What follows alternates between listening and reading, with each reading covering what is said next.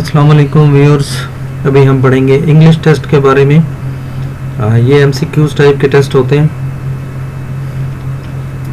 Statement आपको दी होती है, चार ऑप्शन ही होते हैं, जैसे my house is 3 dash from the railway station. अब नॉर्मली जब हम रेलवे स्टेशन से अपना घर किसी को बताते हैं तो हम किलोमीटर में बताते हैं, तो इसलिए यहाँ पे आंसर किलोमीटर में आएगा। This jar contains 1 dash of honey. शहद जो है ये नॉर्मल आप देखें कि बोतल के ऊपर ग्राम किलोग्राम लिखा होता है, तो ये हमेशा इसका वज़न किलोग्राम में होता है, इसलिए इसका आंसर जो है वो किलोग्राम होगा। He measured out 10 dash of rope. रस्सी, रोप कहते हैं रस्सी को, तो रस्सी को कैसे नापा जाता है? रस्सी जब भी हम नापते हैं तो वे हमेशा मीटर में नापते हैं, इसलिए इसका आंसर मीटर होगा। The price of kerosene oil. Kerosene oil मिट्टी के तेल को कहते हैं, इज 2 रुपीज़ आर डैश। मिट्टी का तेल हम जब भी लेते हैं तो हम लीटर में लेते हैं, तो इसलिए इसका आंसर लीटर होगा। नेक्स्ट है शुगर कैन। शुगर कैन गन्ने को कहते हैं, is usually 2 of 3 dash long. तो आपने देखा होगा जूस वाले के पास हमेशा गन्ना जो है वो मीटर की फॉर्म में होता है, तो इसलिए हम इसको मीटर कहेंगे, ठीक है। नेक्स्ट है the car does 10 kilometre to a dash of petrol. हम जब भी कार चलाते हैं तो हम ये कहते हैं कि ये गाड़ी जो है 1 किलोमीटर में इतना फासला तय करती है, तो हम पेट्रोल उसमें जो डलवाते हैं वो हमेशा लीटर की फॉर्म में होता है, कि हम जब जाते हैं पेट्रोल पंप पे तो हम कहते हैं कितने लीटर जो है पेट्रोल हमें डाल दें। Fill in the blank space of word dash L space N E with suitable letter. तो ये जो सूटेबल लेटर है इसमें लाइन, ये लफ्ज़ है लाइन। उसके बाद fill in the blank space of the word और डैश ए डी। तो ये लफ्ज़ है रीड और ई ए डी, तो ई जो है इसका करेक्ट ऑप्शन है। इसमें भी स्पेलिंग मिसिंग है, स्पेलिंग अगर आपको आते हैं तो आप लगा सकते हैं। मॉस्किटो ये पूरा लफ्ज़ है, मच्छर जिसे कहते हैं, इसमें पहला मिसिंग एस है और दूसरा जो है वो यू है। नेक्स्ट है इसमें पंच। पंच जैसे हम किसी को मुक्का मारते हैं तो हम कहते हैं मैंने पंच लगाया, तो इसमें यू और एन जो है ये आपका मिसिंग है। नेक्स्ट है यील्ड, YIELD, ठीक है, तो इसमें ई जो है ये आपका मिसिंग है। नेक्स्ट है the thief was caught and the police dash the stolen goods from him. यानी थीफ जो है वो पकड़ा गया और पुलिस ने उससे तमाम चीज़ें जो है वो बरामद कर ली, तो यहाँ पे हम रिकवर्ड, क्योंकि उन्होंने हासिल कर ली, पास्ट का टेंस है तो आपका रिकवर्ड लगेगा। Next do what ever you like, I am not at all concern, यानी आपने जो कुछ करना है मुझे इससे कोई सरोकार नहीं है। The teacher complain to the father that his son was not. अब जब भी फिक्र आपका वाज में आएगा, इज में आएगा, ठीक है, तो नॉर्मली वो कंटिन्यूस का फिक्रा फिर होता है, तो हम इसमें अटेंडिंग लगाएंगे, वर्ब के साथ इसके ING लगा होता है। I am seriously dash about the health of my sister. हम कहते हैं मैं अपनी सिस्टर की सेहत के बारे में बहुत परेशान हूँ, तो हम कहते हैं worried, I am seriously worried. He underwent heart operation, यानी उसका दिल का ऑपरेशन हुआ, लेकिन अब उसने बड़े कम अरसे में उसको वो रिकवर कर लिया, ठीक है, तो अब वो रिकवर हो चुका है, इसलिए हम उसमें रिकवर्ड लगाएंगे, ठीक है, फर्स्ट फॉर्म नहीं लगाएंगे। We must work hard to. हमेशा याद रखें कि जब भी ब्लैंक स्पेस से पहले टू आ जाए तो उसके बाद हमेशा आप वर्ब की फर्स्ट फॉर्म यूज करते हैं। We must work hard to recover our losses, तो रिकवर, रिकवर्ड, रिकवर्ड, ठीक है, इसके सेकेंड और थर्ड फॉर्म है, तो हम हमेशा टू के बाद फर्स्ट फॉर्म को यूज कर सकते हैं। Parents always dash to the needs of their children. हमेशा ख्याल करते हैं, क्या ख्याल करते हैं? अटेंड, क्योंकि अटेंड्स नहीं लगाएंगे क्योंकि पेरेंट्स जो है ये आपको पता है कि एज अ प्लूरल काउंट होता है, तो इसलिए इसके साथ हम अटेंड लगाएंगे। और थर्ड पर्सन सिंगुलर हम कह नहीं सकते इसको क्योंकि प्लूरल फॉर्म में होते हैं। I am interested in this case because it dash, क्या है? इट कंसर्न्स यू, ठीक है, यहाँ पे एस मिसिंग है, ठीक है, यहाँ पे एस लगना चाहिए। कंसर्न्स यू, ठीक है, क्योंकि ये आपसे रिलेटेड है इसलिए मैं इसमें इंटरेस्टेड हूँ। चूज करेक्ट एंटोनम, एंटोनम किसे कहते हैं? उल्ट, यानी किस वर्ड का? स्विम का। स्विम का मतलब होता है तैरना, और इसे कहते हैं जिंदा चीजों का तैरना, ठीक है। और फिर जिंदा चीजों का डूबना, इसको कहते हैं ड्रोन, ठीक है। यहाँ पे एक बात याद रहे, अगर होता है यहाँ पे सिंक, ठीक है, सिंक कहते हैं बेजान चीज का डूबना, जैसे कोई लकड़ी का फट्टा है, कोई लोहा है, पानी में डूब जाता है, तो वो वहाँ पे डूबता है, तो हम उसे ड्रोन नहीं कहते बल्कि सिंक कहते हैं, ठीक है। और जब कोई बेजान चीज तैरती है तो उसे हम फ्लोट कहते हैं, ठीक है।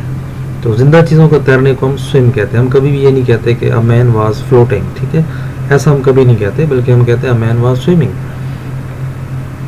Choose correct antonym of the word part. Part कहते हैं छोटा सा हिस्सा, थोड़ा सा हिस्सा, तो इसका उल्ट क्या होगा? पूरा, होल। नेक्स्ट एंटोनम एग्री, एक बात से आप एग्री करते हैं और इसका उल्ट ये होगा कि वो आप उस बात से डिफर करते हैं, ठीक है, इख्तलाफ करते हैं। नेक्स्ट है बॉयल, उबालना। एक चीज को आप बॉयल करते हैं और दूसरी उल्ट क्या होगा? उसको आप फ्रीज करते हैं, ठीक है।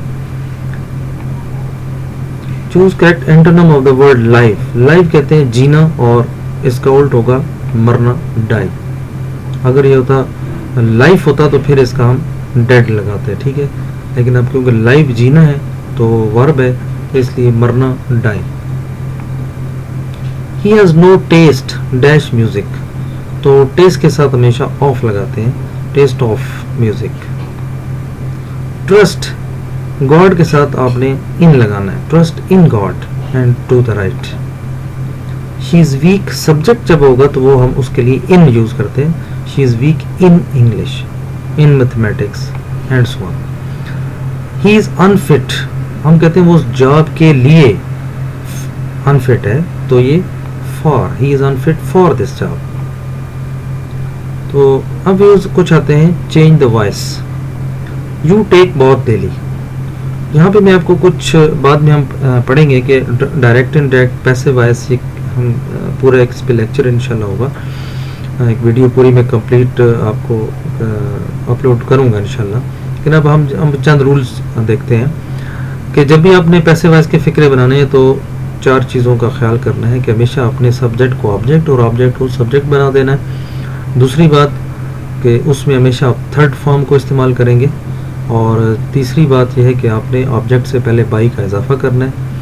और इसके अलावा अगर आपका फिक्रा कंटिन्यूस का है, यानी आप फर्स्ट फॉर्म के साथ आईएनजी लगा हुआ है, तो आपने बीइंग का लफ्ज़ जो है वो ऐड करना है, ठीक है। तो let's see, you take the bath daily. अब यहाँ पे आप बात ऑब्जेक्ट के तौर पर ऐड कर रहा है, इसको आप सब्जेक्ट बना देंगे और यू जो है ये आपका चले जाएगा ऑब्जेक्ट की जगह पे। ऑब्जेक्ट से पहले आप लगाएंगे बाई, और टेक आपकी फर्स्ट फॉर्म है, टेकन हो जाएगा, ठीक है। आपका ये जो सेंटेंस है ये जिस टेंस में है उसी टेंस में रहेगा, ठीक है। और लेकिन helping verb as per subject जो वो चेंज हो जाएंगे। तो बात के साथ क्या आएगा? Is taken by you daily. They have taught this poem, अब दिस पोएम पहले चला गया, दे जो है वो कन्वर्ट हो जाएगा देम में, और अब ज़ाहिर दिस पोएम के साथ एक पोएम है तो यहाँ पे आपका हैज़ आएगा, ठीक है। उसके अलावा आपका बिन का लफ्ज़ इजाफा होगा, ठीक है। और थर्ड फॉर्म टॉट ऑलरेडी लगी हुई है तो टॉट ही आएगी, बाई का इजाफा करेंगे और ऑब्जेक्ट लगा देंगे, this poem has been taught by them. The match will be played by them, अब ये आपका बना हुआ है उसमें पैसिव वॉइस में, आपने इसको एक्टिव वॉइस में बनाना है। बाई जब लगा हुआ है तो इसका मतलब ये ऑलरेडी पैसिव वॉइस में है, लेकिन आपने इसको एक्टिव वॉइस में कन्वर्ट करना है। तो इसका आंसर करेक्ट है, they will play the match. तो फिर यानी आप फिर वही सब्जेक्ट को ऑब्जेक्ट की जगह चेंज कर देंगे, ऑब्जेक्ट को सब्जेक्ट बना देंगे और आप थर्ड फॉर्म से फर्स्ट फॉर्म में आ जाएंगे, ठीक है। और विल जो है वो एज इट इज आ जाएगा, उसके साथ बी जो है वो ख़त्म हो जाएगा। Our team won the match, so the match was won by our team, क्योंकि ये पास्ट का सेंटेंस है तो इसलिए पास्ट टेंस की वजह से हमारे पास जो हेल्पिंग वर्ब होते हैं वो वाज और वर होते हैं, और टीम क्योंकि एक टीम है तो इसके साथ हम वाज लगाएंगे, ठीक है। नसीमा सच बोलती है, अब ये पहले बहुत ज़्यादा ये सवाल आते थे, लेकिन इंग्लिश टेस्ट है, कोई पता नहीं है, कभी आपसे पूछा जा सकता है। तो इस किस्म के सवाल भी होते हैं कि उर्दू लिखी होती है, इंग्लिश आपने बनानी होती है।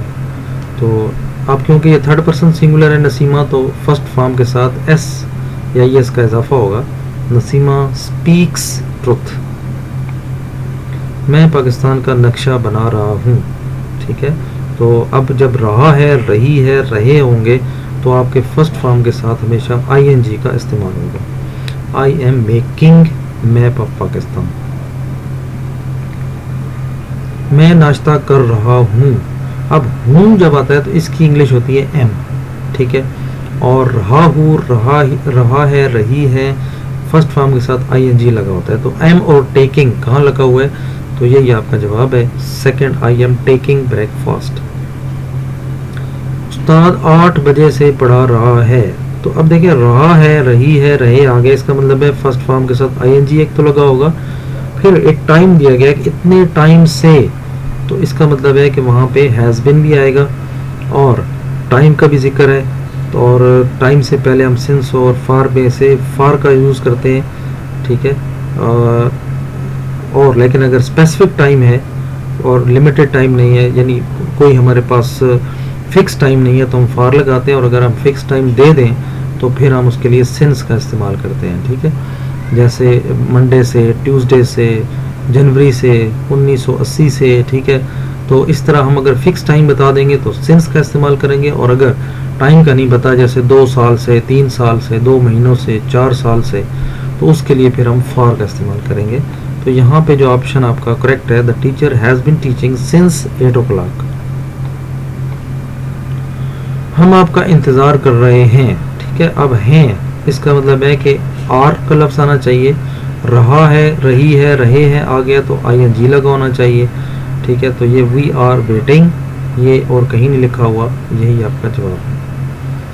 अब आ गया direct indirect. She said I do not agree with you. अब यहाँ के कुछ डायरेक्ट इंडायरेक्ट के कुछ रूल्स हैं, वो हम डिटेल में पढ़ेंगे। तो इसका करेक्ट जवाब ये है शी टोल्ड दैट, दैट का इजाफा करेंगे आप।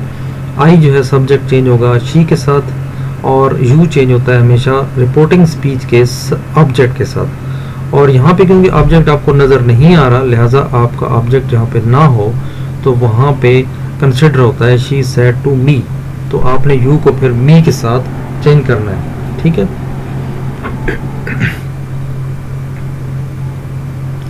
दे said we have done our duty. तो अब यहाँ पे they said we have done our duty, ये नॉर्मल फिक्रा है, असर्टिव सेंटेंस भी कहते हैं, पॉजिटिव सेंटेंस भी कहते हैं, ठीक है।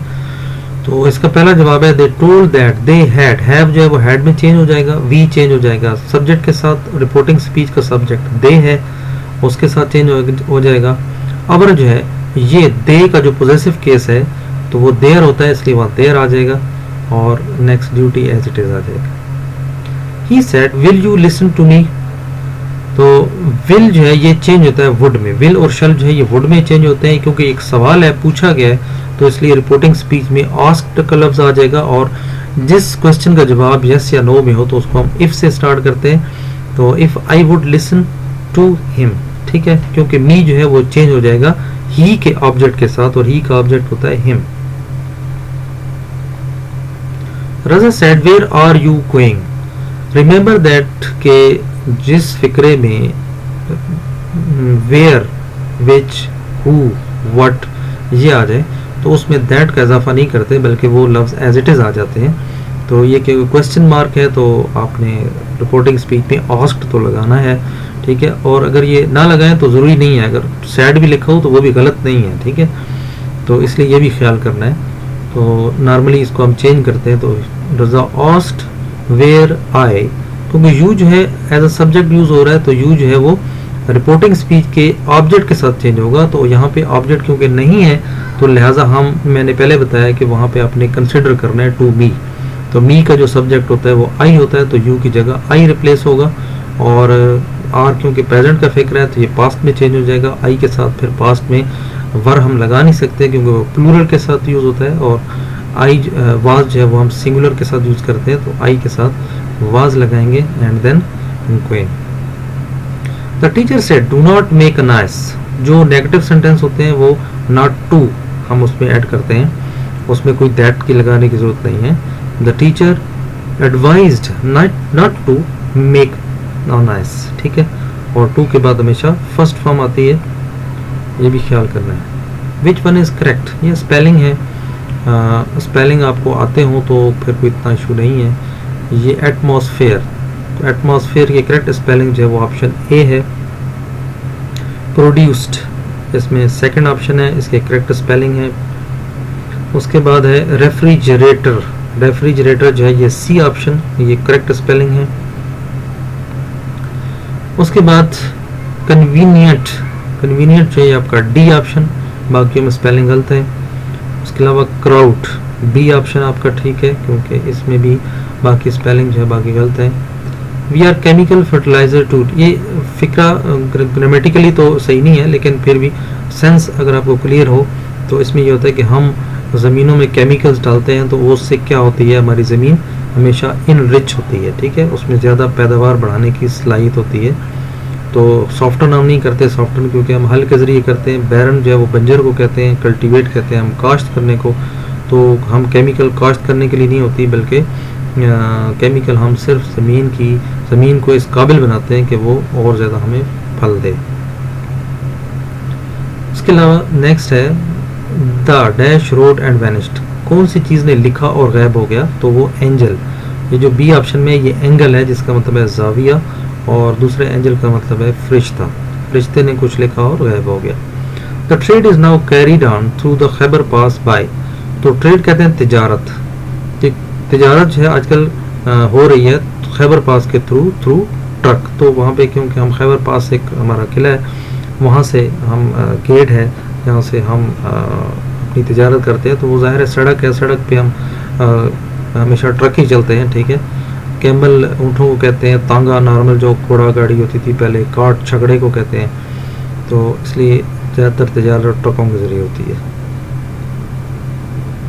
तो ये व्यूअर्स आज का था लेसन इंग्लिश के बारे में, होपफुली आपको अच्छा लगा होगा। मज़ीद हम वीडियोज़ इंशाल्लाह अपलोड आपके लिए करते रहेंगे।